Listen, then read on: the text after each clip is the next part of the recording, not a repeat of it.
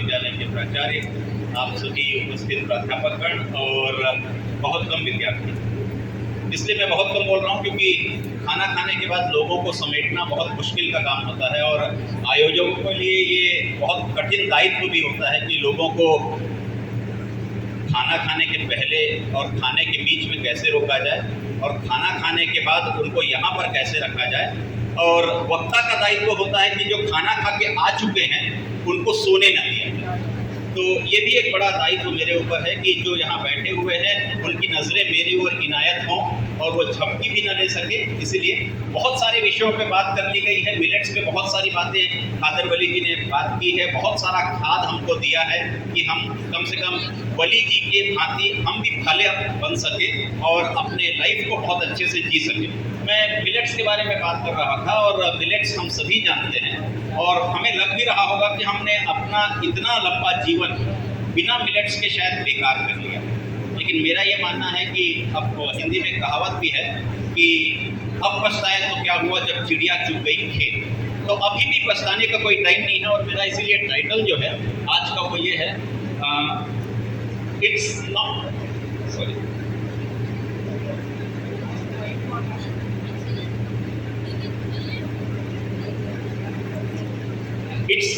Not too late for millet. Millet में भी late है, तो it's not too late for millet मतलब मिलेट के लिए बहुत देर नहीं हुआ है। जब जागो तब। तो यदि आप जाग के सुबह उंगली पीना प्रारंभ कर देते हैं तो भी आपका सवेरा हो जाएगा। यदि आप नाश्ते मिलेट लेना प्रारंभ कर देते हैं तो भी आपका सवेरा हो जाएगा। यदि आप तो दोपहर के भोजन में लेना प्रारंभ कर देते हैं तब भी आपका सवेरा हो जाएगा। या शाम को भी आप मिलेट खाना प्रारंभ कर देते हैं तब भी सवेरा हो जाएगा। कहने का तात्पर्य यह है कि अभी भी देर नहीं हुआ है। यदि अभी भी हम जाग गए और हमारी जो जो व्याधियां हैं, बीमारियां हैं, वो यदि हम अपने अंदर में रख लें और ये तय कर लें कि इन बीमारियों को खाने के लिए हमें मिलेट का उपयोग करना है, तो आज भी हम मिलेट का उपयोग कर सकते हैं। जहाँ तक मिलेट के बारे में फैक्ट्स है, मिलेट का फैक्ट ये है कि मिलेट वो ईसा से प्रारंभ हुआ था, करीब करीब 3000 ईसा पूर्व से प्रारंभ हुआ और वो हमारे गरीबों था, या कहो कि गरीबों के थाली में केवल मिलेट्स ही हुआ करता था। वो गरीबों के होते होते आजकल हो गया है कि वो अमीर हो गया है। किलो यदि आप मिलेट लें तो आप चावल से भी ज्यादा महंगा होगा। इसलिए हो गया है कि पैदावार लगातार कम होती गई है, उसको पैदा करने वाले कृषि कम होते चले गए हैं, उसमें होने वाला मुनाफा कम होता गया है, उसकी मार्केटिंग कम होती चली गई है, उसके बारे में जो जागरूकता है वो कम चली गई है और हम जंक खाने लग गए हैं। और जब हम जंक फूड खाते हैं तब तक हमारे ऊपर बीमारियां बहुत ज्यादा आक्रमण करती हैं। दूसरा फैक्ट ये है कि ये जो रागी है, मैं मैसूर से आता हूँ जहाँ से खादर वली जी आते हैं। मैसूर में मैं छोटा था, पढ़ता था, तो हम लोग रागी का मुद्दे का मतलब है बॉल, रागी का ऐसा बॉल बना लेते थे और उसको सांभर में हम अंदर डाल के उसको निगल लेते थे। यदि उसको हम चबा लें तो वो दांतों के बीच में जैसा फंस जाता था, इसलिए उसको निगल लेते थे। और जितने लोग में काम करते हैं वो रागी के मुद्दे खाके ही जाते थे। रागी के मुद्दे जो है वो पेट में जाने के बाद बहुत देर रहता था और दोपहर का भी उनका यदि नहीं मिलता तो उनको किसी प्रकार का कोई भूख ऐसे लगती नहीं थी। तो रागी मुद्दे को, और जिसको आप कहते हैं कि आम का पीना चाहिए जब चल रही हो, वहाँ के लोग आम का पना नहीं पीते, वो लोग ही अमली पी लेते हैं। रागी का बना के लू भी नहीं लगता है और हीट से भी आप अपने आप को बहुत अच्छे तरीके से बचा सकते हैं। ये सारे की सारी जितनी पुरानी पद्धतियां हैं उसको अब जाकर राष्ट्रीय शिक्षा नीति 2020 में उसको एक नया नाम दिया गया है जिसको हम कहते हैं IPS, मतलब इंडियन नॉलेज सिस्टम। यही इंडियन नॉलेज जो हम लगातार भुलाते चले आ गए। तो मैकाले पद्धति से हमने चालू किया और मैकाले यही कि भारतीय शिक्षा पद्धति को बदलना है तो भारतीय शिक्षा पद्धति की नींव है, उसकी रीढ़ उसी को तोड़ते हैं तो भारत पूरे तरीके से नेस्तनाबूद हो जाएगा और हम कर सकते हैं। और इन ब्रिटिश से राज करते हुए न केवल गेहूं यहाँ लाया, न केवल चावल आया, शक्कर आया, वो पूरी की पूरी बीमारियां भी आ गई जो शायद हमारे में कभी नहीं थी। आज भी यदि आप गाँव में जाकर देखते हैं, आप तो ये एक पी लेते हैं या बॉटल वाला पी लेते हैं, वो गाँव का जो है वो वही का महिला पानी पीता है और उसको कुछ भी नहीं होता है, और हमारे पास तो न इतनी व्याधियां आ जाती हैं। और उन्हीं को आगे लेके मिलेट का ये है, मिलेट जो है वो सीरियल्स है और लगातार इसकी यदि इतिहास को देखेंगे तो वो पुराना का है, 131 में चलता है और 59 मिलियन लोग इसका उपयोग करते हैं। तो इसकी उपयोगिता न केवल भारत में है बल्कि विदेशों में भी इसकी मिलेट उपयोगिता है। और न केवल भारत में वापस नहीं आ पाया बल्कि वो दुनिया में बहुत सारे देश हैं जहां पर मिलेट वापस आज भी नहीं आ पाया, और इसी मिलेट मिशन चालू करना पड़ा।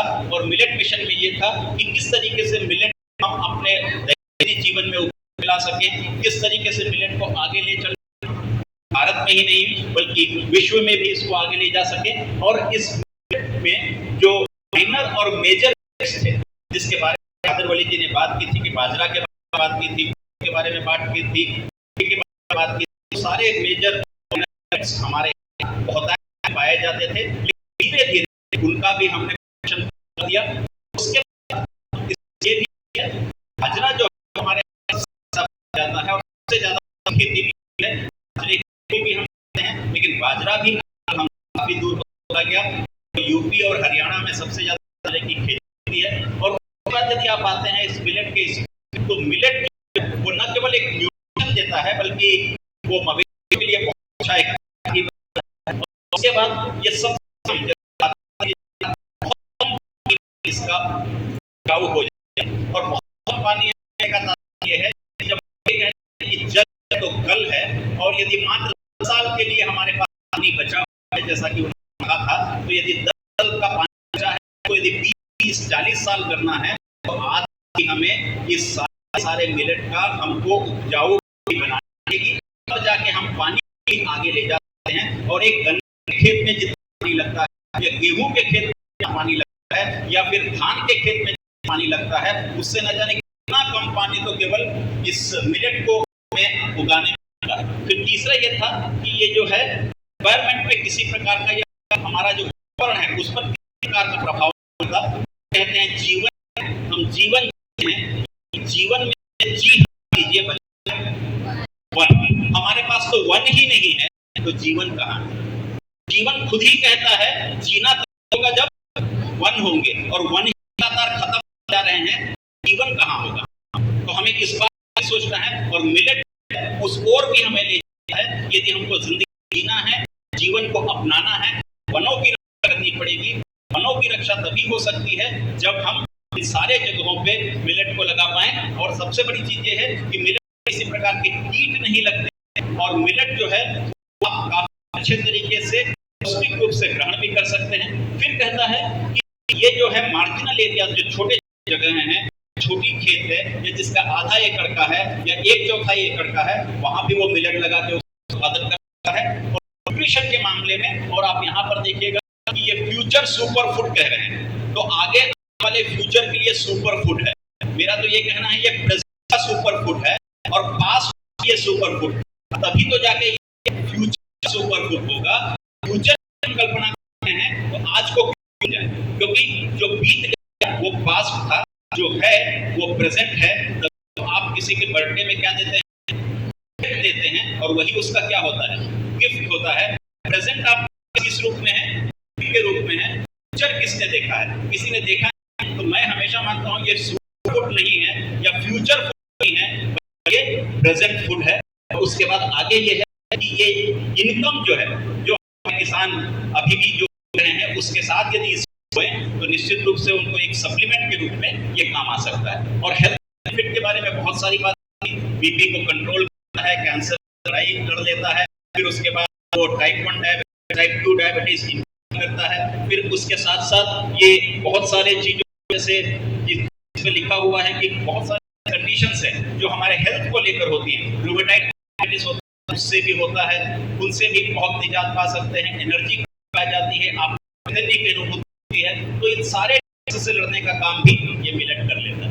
फिर मिलेट का ग्लोबल सिनेरियो यदि रखते हैं तो पूरे विश्व में मिलेट कहाँ बोया जाता है? तो मिलेट एशिया में भी बोया जाता है, यूरोप में है, अफ्रीका में है, ऑस्ट्रेलिया न्यूजीलैंड में भी है, और साउथ अफ्रीका और नॉर्थ अमेरिका में भी है। तो ये पूरे के जितने कंट्रीज हैं और हमारे महाद्वीप द्वीप हैं उनमें भी बोया जाता है, लेकिन इसका परसेंट जो है वो लगातार कम होता चला जा रहा है, एरिया कम होता जा रहा है। और यदि मैं वर्ल्ड के परिप्रेक्ष्य में बात कर रहा हूँ, मैं भारत के परिप्रेक्ष्य में बात करूं तो भारत में भी देखिएगा हरियाणा, उत्तर प्रदेश, राजस्थान, कर्नाटक और छत्तीसगढ़ बहुत कम।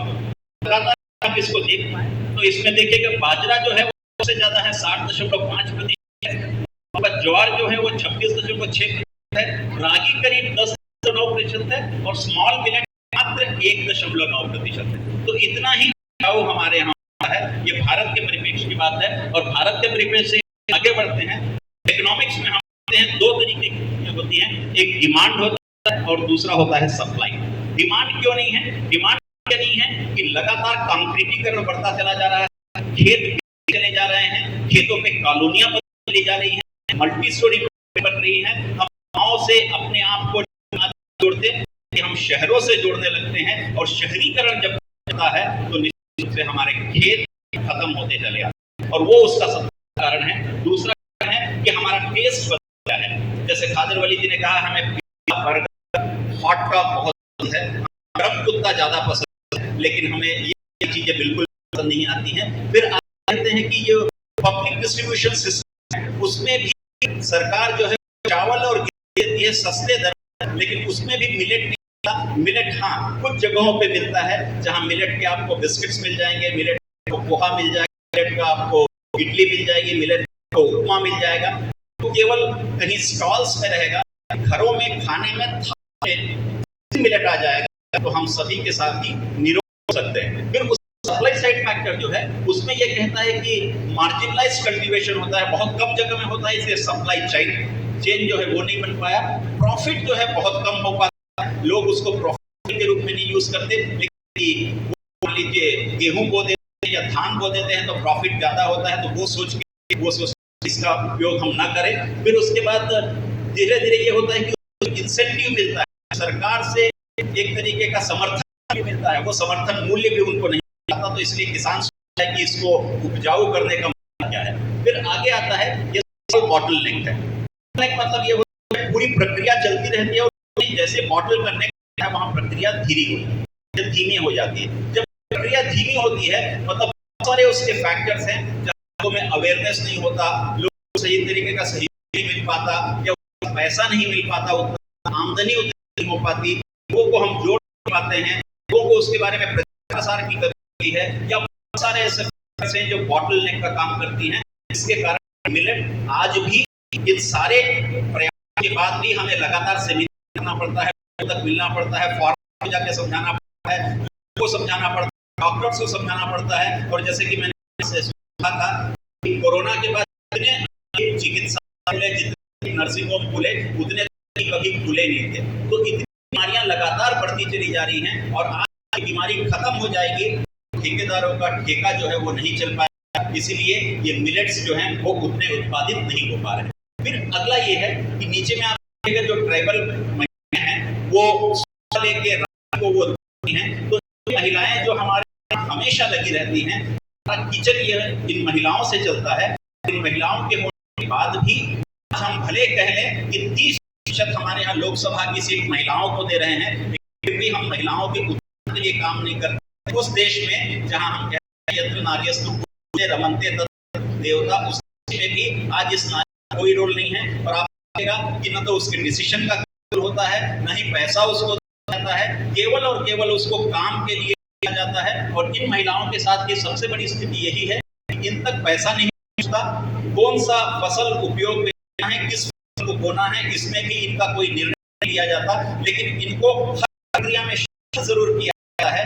यदि लोगों का एक फॉर्म है तो उसमें 11 नंबर पे जरूर रखा जाता है, लेकिन इनसे पूछा कभी नहीं जाता कि आप करना क्या है। तो इनके खाते में पैसा भी नहीं आता। उड़ीसा में महिलाओं इतने संगठन हैं जो मिलेट की खेती करती हैं, मिलेट बोती हैं, और उनसे जब पूछा गया तो उन्होंने कहा हमें ये पता नहीं है कि कौन सा इनको बोना है, किस मिलेट का हम, लेकिन हम उस पूरी प्रक्रिया में शामिल रहते हैं। न तो हमें पूछा जाता है, हमारे कभी निर्णयों को तवज्जो दिया जाता है और न ही हमें पैसा दिया जाता है, लेकिन हाँ हम उस प्रक्रिया पूरे तरीके से शामिल जरूर है। तो महिलाओं की बातें नहीं सुनी जाती, ये भी एक दर्द है जहाँ मिलेट को लेकर बात है। और इसलिए जॉन कीट्स ने एक कहा third melodies are sweeter, unheard are more sweeter. Melodies आप सुनते हैं वो स्वीट होती है, लेकिन कई मेलोडीज ऐसी भी होती हैं जो आप सुन नहीं पाए हैं, वे उससे भी अच्छी होती है। तो इन महिलाओं के भी हमें सुनने की जरूरत है। यदि मिलेट का प्रोडक्शन बढ़ाना है, इनको आगे बढ़ाना है, यदि इंडिया बताना है, तो हम महिलाओं को भी वही जिम्मेदारी देनी होगी। और इसलिए अब पितृ खत्म होते ही साथ हम नवरात्रि प्रारंभ करेंगे और नवरात्रि में माँ दुर्गा की उपासना करते हैं और जितनी हमारे यहाँ देवियां हैं उन सभी की हम उपासना करते हैं। केवल उपासना के रूप में हम देवी को रखते हैं, लेकिन उस देवी को हम निर्णयों में शामिल नहीं कर पाते हैं। तो इस मंच से उन लोगों को भी करने का एक कवायद में होना चाहिए। और ये जो 7 सूत्र हैं, ये 7 सूत्र में ये है कि हम महाविद्यालयों में हैं, तो हम महाविद्यालयों में खासकर प्राचार्य भी और वाणिज्य विभाग भी बैठे हैं और भी बहुत प्राध्यापक अपने अपने विद्यालयों में वैल्यू एडेड कोर्स के ऊपर आप प्रारंभ कर सकते हैं। ये वैल्यू एडेड कोर्स इसलिए जरूरी है कि ये जो है ये हमारे कोर्स का हिस्सा तक नहीं बन पाया है। हो सकता है आने वाले बोर्ड ऑफ स्टडीज या आने वाले अध्ययन मंडल की बैठकों में ये मिलेट्स कोर्स के रूप में या किसी यूनिट में शामिल हो जाए। जब तक नहीं हुआ है तब तक हम एक वैल्यू एडेड कोर्स के रूप में इस मिलेट कर सकते हैं। और मिलेट का हम दोनों तरीके कर सकते हैं, एक भी हो सकता है, दूसरा उसका प्रैक्टिकल होगा। और प्रैक्टिकल में वो जो बना लाएंगे, जैसा आज खाना खाते बहुत सारे मिलेट से बने हुए प्रोडक्ट हमने खाया, वैसे ही वो हम कर सकते हैं। होम सेल्स डिपार्टमेंट जहां नहीं है वहां पर तो निश्चित रूप से ये वैल्यू कोर्स के रूप में इस मिलेट का उपयोग हमें करना चाहिए। इन्वेस्टमेंट में यदि इकोसिस्टम में देखते हैं तो ये सबसे बड़ी बात ये है कि ये जो है इसमें आप देखिए, जहां तक चावल की बात 1250 mm और यदि वीट की बात है तो 650 mm की जरूरत है, जैसे वली जी ने कहा। लेकिन मिलेट बहुत कम पानी का उपयोग होता है और यही बहुत कम पानी का उपयोग जो है वो इसको डोमेस्टिक आउटरीच से जोड़ता है। डोमेस्टिक आउटरीच ये है कि मिलेट को कैसे आगे मिलेट को बढ़ाने के लिए है कि हम लगातार फूड फेस्टिवल करें। आज एक लेडी है जो अपना पूरा फूड बनाई जो मिलेट का बना हुआ, वैसे हम लगातार बना दें, एक आनंद मेला कर दें और आनंद में एक स्टॉल रागी का होगा, एक स्टॉल कोदो का होगा, एक स्टॉल कुटकी का होगा, एक बाजरा का होगा, और उससे बने हुए प्रोडक्ट्स ही ऐसा हम फूड फेस्टिवल कर सकते हैं। हम कुकिंग वर्कशॉप्स लगातार करवा सकते हैं। भाषणों की वर्कशॉप है ये खत्म कर हम सीधा कुकिंग के वर्कशॉप में आ जाए। कॉन्फ्रेंस कर सकते हैं, इंडस्ट्रीज को जोड़ें ताकि इंडस्ट्रीज को भी ये बात समझ में आए और उसको प्रमोट कर सके, कॉर्पोरेट उसको प्रमोट कर सके। जैसे वली जी ने कहा था कि कॉर्पोरेट कभी सामने नहीं आएगा, कि कॉर्पोरेट से किसी भी का फायदा नहीं होगा और मूल्य आधारित जो व्यवस्था है उसको मूल्य नहीं आएगा, इसलिए वो आगे नहीं आएंगे। लेकिन हमें करने की जरूरत है, प्रोसेसिंग करने की जरूरत है और जितनी रेसिपीज बनती उन पे हमें कराने की जरूरत है। मैं एक इंटरव्यू देख रहा था जिसमें हमारे मुख्यमंत्री जी का इंटरव्यू था। उन्होंने कहा कि यदि मैं जाता हूँ कश्मीर तो वहाँ कहूँ खिला देते हैं, यदि मैं साउथ पे जाता हूँ तो इडली डोसा खिला देते हैं। और कोई आता है हमसे पूछता है कि आपके छत्तीसगढ़ का कोई व्यंजन क्या है, हम बोलते हैं वो समोसा इडली डोसा, छत्तीसगढ़ का नहीं। इसलिए हमने कहा हमारा अपना छत्तीसगढ़ है, इसमें खिचड़ी भी होना चाहिए, कुर्मी होना चाहिए, चीला भी होना चाहिए, फरहा भी होना चाहिए। ये सब यहाँ के अपने हैं और इसी को प्रमोट करना है। तो छत्तीसगढ़ होने का तात्पर्य ये है कि केवल छत्तीसगढ़ बोल ले, बल्कि छत्तीसगढ़ होने का तात्पर्य ये है कि छत्तीसगढ़ बनने वाले जो खाद्य पदार्थ हैं उन पदार्थ को भी अंतर्राष्ट्रीय स्तर पर ले जाने के लिए हमें अपने आप के अंदर आत्मविश्वास पैदा करना पड़ेगा और वो हम मिलेट के द्वारा भी आसानी से कर सकते हैं। इसके अलावा जो दूसरी एक्टिविटी स्टेट को करनी है कि वो ये है कि मिलेट को भी हम पब्लिक डिस्ट्रीब्यूशन का एक यूनिट बना ले, वहां पर दें। और सीधी बात ये है कि फोक जो है वो सबसे ज्यादा मिशन पे करें और मिलेट क्योंकि तो आज ये माना है कि अंतरराष्ट्रीय मिलेट माना गया है 2023, तो 2023 ये वर्ष माना गया है। तो क्यों माना जाता है?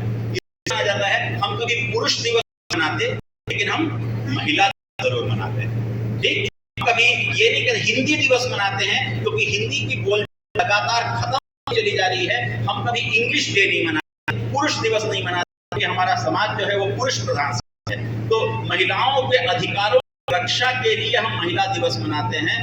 वैसे ही हिंदी को समर्थ, सशक्त और सुदृढ़ करने के लिए हिंदी दिवस मनाते हैं। क्यों नहीं हम हर अपने घर पे मिलेट दिवस मनाएं। और मिलेट दिवस ये होगा कि कम से कम एक तरह का कोई भी खाना मिलेट से हम बना सकें। ये प्रयास एक्टिविटी इसको लेकर फिर उसके साथ मास अवेयरनेस ये है कि मिड डे जो है मध्याह्न भोजन, उसमें भी मिलेट का उपयोग कर, फिर उसके बाद इस वर्ष में इसका उपयोग कर, ऑनलाइन प्लेटफॉर्म में भी हम लगातार मिलेट का उपयोग करें। यदि हम मिलेट कुछ बना सकते हैं, कोरोना से उठ के आए हैं, कोरोना का पीरियड अवसाद से असर के क्षण पैदा किया था, तो फेसबुक हमारे पास है, इंस्टाग्राम हमारे पास है, ट्विटर हमारे पास है, ब्लॉग हमारे पास है, हम अपने सारे उत्पादों को उनमें डाल दें, ऑनलाइन में हमको बहुत ऑर्डर करते हैं। मेरे सामने एक कृषक बैठे हुए हैं जी, मैंने उनसे पूछा आप जो मिलेट है उसको मुझे पाना है, उनसे कैसे, तो उन्होंने कहा कि सर आप ऑनलाइन जाने वाले हैं, फेसबुक बहुत आसान जगह है, वो की किताब है, आपका चेहरा जो है वो ठीक सामने किसी को दिख जाएगा। आप मिलेट के बारे में प्रचार और प्रसार पूरा फेसबुक लगातार करते चलिए, आपको ऑर्डर मिलना प्रारंभ हो जाएगा, आपके पास उसकी जो खेती हो रही है वो भी दुगना में फिर होने लग जाएगी। मास अवेयरनेस के अलावा ये है, बहुत सारे मंथली सेमिनार हम ऑर्गेनाइज कर सकते हैं, इसको छोड़ता हूँ। इसके बाद आता हूँ, हम बहुत सारे महाविद्यालय के हमारे पास है क्रॉस कटिंग इश्यू की बात है, और नैक हमेशा कहता है कि आप यहाँ क्रॉस कटिंग इश्यूज क्या है, तो मिलेट भी हमारे लिए सबसे बड़ा क्रॉस कटिंग इश्यू है। क्रॉस कटिंग का मतलब होता है ज्वलन या जटिल, और ये मिलेट में किसी को लाना, मिलेट के अंतर्गत किसी को शिक्षित करना, मिलेट खाने के किसी को प्रेरित करना भी आज के लिए ज्वलंत जटिल मुद्दा है, क्योंकि व्यक्ति चावल नहीं छोड़ेगा, रोटी नहीं छोड़ेगा, शक्कर छोड़ेगा नहीं, तो उसको कैसे शक्कर छोड़ने लायक, चावल छोड़ने लायक, गेहूं छोड़ने लायक बनाया, वो जटिल और ज्वलंत मुद्दा है। उस क्रॉस कटिंग इश्यू के यदि हम मिलेट के चलते हैं, मिलेट हमारे लिए सबसे बड़ा क्रॉस कटिंग इश्यू है। और सबसे बड़ी चीज, एक जापानीज एक बुक है जिसका नाम है, आपको मिले तो वो बुक पढ़िएगा।